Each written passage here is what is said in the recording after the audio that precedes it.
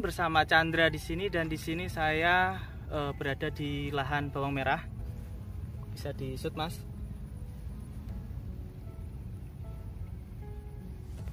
Nah, pada kesempatan kali ini saya mau membahas seputar hama dan penyakit tanaman bawang merah. Dan pada kesempatan kali ini yang saya mau bahas adalah hama pada tanaman bawang merah. Karena ini musim transisi ya, dari musim perubahan musim, dari musim hujan ke musim kemarau. Biasanya ada serangan dari lalat penggorok daun atau lebih sering dikenal Liromyza atau orek-orek. Orang-orang menyebutnya orek-orek, tergantung wilayahnya masing-masing juga. Dan di sini saya ditemani oleh Mas Yono. Ya, sorry. Nah, kali ini saya mau tanya-tanya ke Mas Yono soal orek-orek itu seperti apa penyerangannya, dan nanti seperti apa sampai solusinya seperti apa. Oke, jangan lupa di subscribe ya teman-teman, di like dan komen. Jika nanti ada pertanyaan seputar bawang merah ataupun seputar tanaman yang lain, teman-teman tanyakan saja di kolom komentar. Kalau bisa nanti kami jawab satu persatu, tapi kalau tidak bisa nanti kami akan buatkan video-video selanjutnya yang membahas seputar hama dan penyakit pada tanaman. Oke, yang pertama Liromyza itu serangannya seperti apa ya, Mas? Liromyza sendiri itu tergantung daerah masing-masing. Ada yang menyebutnya orek-orek, ada yang menyebutnya grandong. Tapi yang jelas perbedaan utama antara Liromyza dengan ulat itu serangan sendiri itu memang dari faktor penyebabnya. Jadi kalau Liromyza itu dia semacam ya, berasal dari tetesan telur dari larvanya telur dari lalat Liromyza itu sendiri. Sedangkan untuk ulat itu biasanya karena dia itu tetesan telur dari kaper. Jadi sebenarnya hampir sama bentuk larvanya, cuman beda asalnya saja. Mungkin beberapa petani belum, mungkin juga bisa, cuman mungkin dalam penelitiannya pengamatannya itu kurang jeli. Jadi untuk membedakan antara Liromyza terus jamur dan ulat itu memang agak sedikit butuh pengamatan yang teliti ya. Yang kita bahas mungkin untuk sekarang adalah Liromyza. Mungkin gejala awal dari Liromyza itu bisa kita lihat dari adanya bercak-bercak atau coretan-coretan pada daun sebesar coretan pulpen gitu, Dok. Seperti ini, pensil ya. Berwarna putih. Awalnya juga sedikit, lama-lama panjang. Untuk fase selanjutnya dari setelah tanaman ini terkena, dia akan menguning dan mati. Perbedaan dari ulat dan Liromyza, serangannya itu untuk Liromyza, kalau sudah terkena Liromyza, otomatis dia pasti daunnya ini akan mati. Semuanya pasti akan mati. Karena ini apa itu namanya?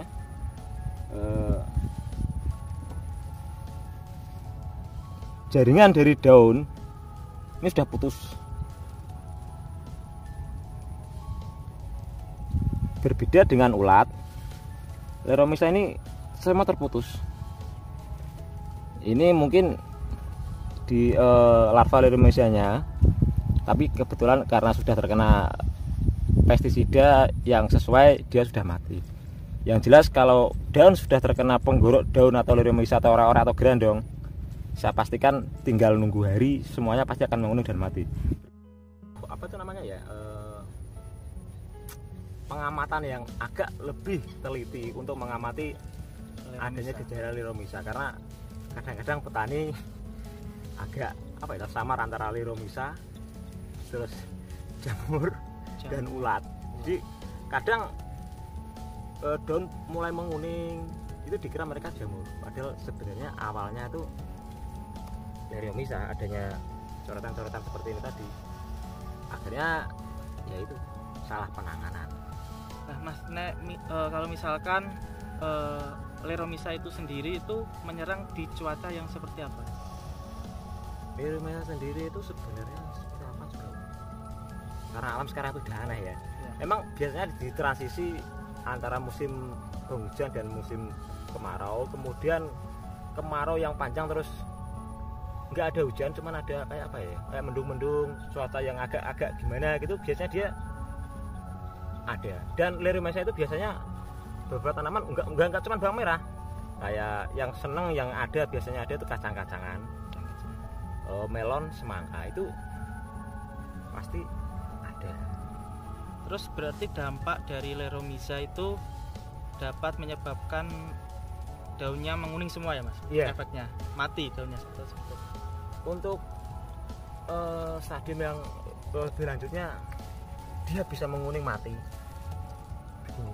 Akhirnya kalau serangannya ini udah lumayan banyak, gejala awal-awalnya kan baru begini. Nah ini kan Leromisa yang baru mulai mungkin beberapa hari dia mulai menguning. Ini Leromisa ini dia mulai menguning, lama-lama ini semuanya menguning, dan ini dipastikan tinggal nunggu hari pasti kuning semua, apalagi setelah terkena air pasti langsung jatuh. Akhirnya ya kayak begini. Kalau pengamatan awalnya dia sudah salah, dikiranya ini jamur misalkan ya ini ya, ya. Berarti kan salah penanganan, dipastikan nggak butuh waktu lama ya wes nggak tertolong. Berarti sekitar serangannya itu sekitar berapa hari Mas?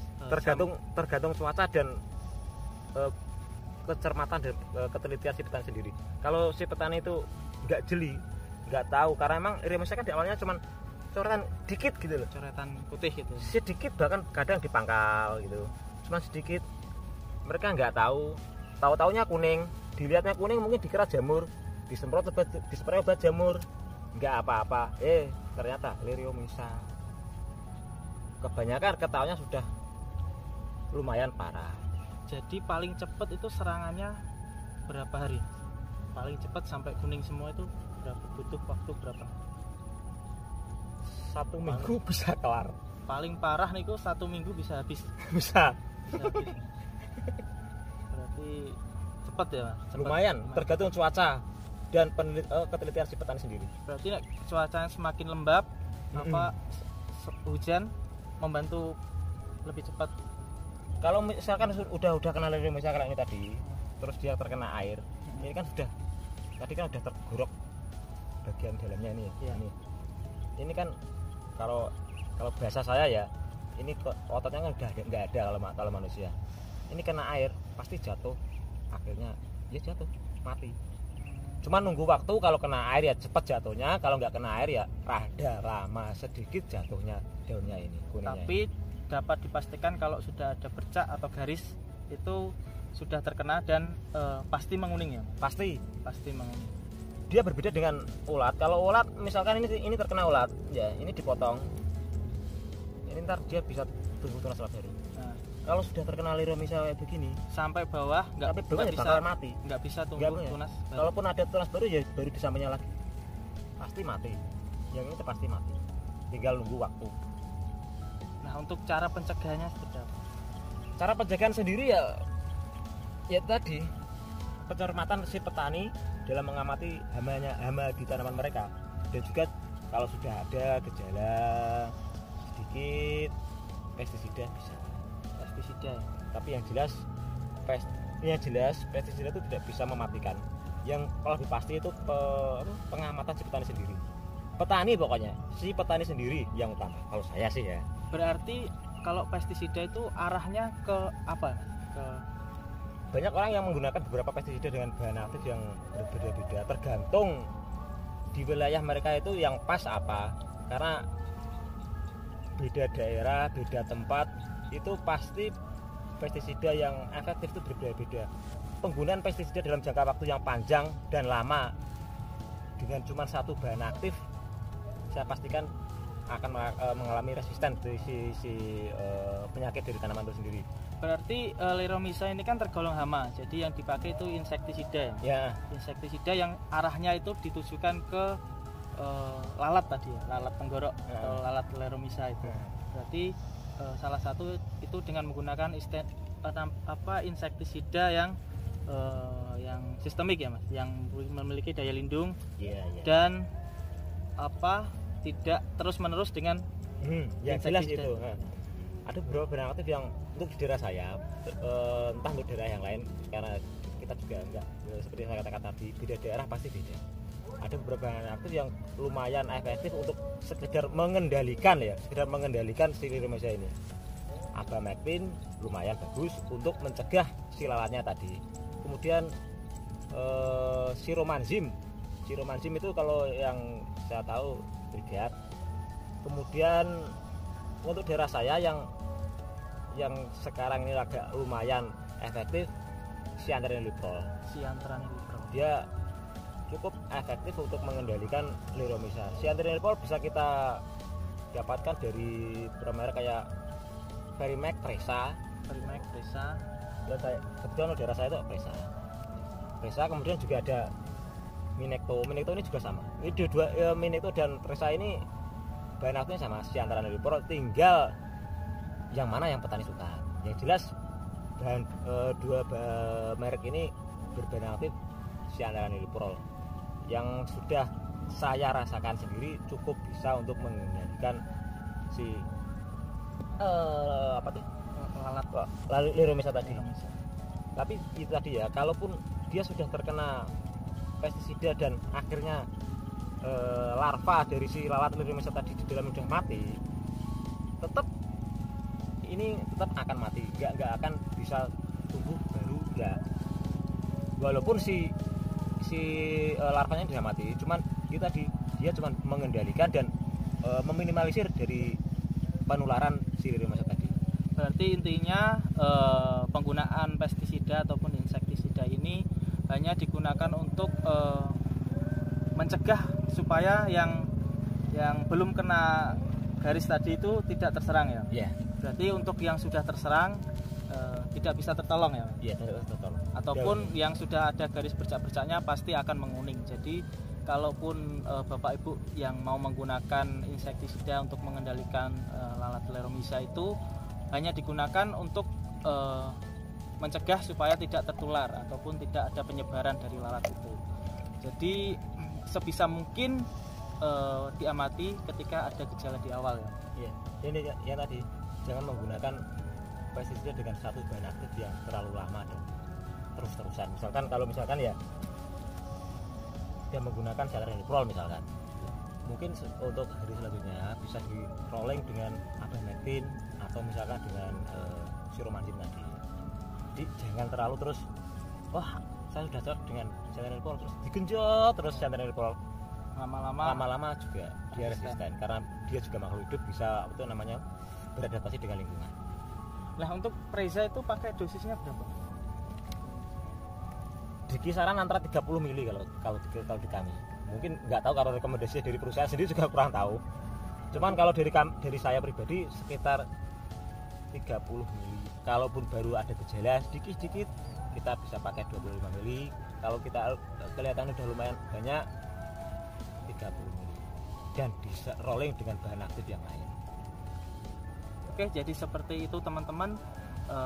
Saya rasa cukup sekian dari video yang membahas tentang liromiza. Terima kasih ya Mas Yono. Oh iya, sama-sama. Terima kasih dan sampai jumpa di video-video saya selanjutnya. Jangan lupa di subscribe dan di share ke teman-teman yang lain. Siapa tahu video ini bermanfaat untuk orang lain. Oke. Sekedar menambahkan, ini bukannya menggurui, bukan. Sekedar sebagai referensi mungkin dulur-dulur tani, karena ada beda daerah, beda tempat, beda hama, beda penyakit, beda penanganannya itu pasti beda, nggak harus sama ya. Ini sekedar referensi doang gitu. Ya, ini untuk referensi, siapa tahu di tempat Bapak Ibu semua bisa cocok ataupun bisa digunakan di sana, ataupun bisa cari referensi di tempat yang lain juga nggak apa-apa.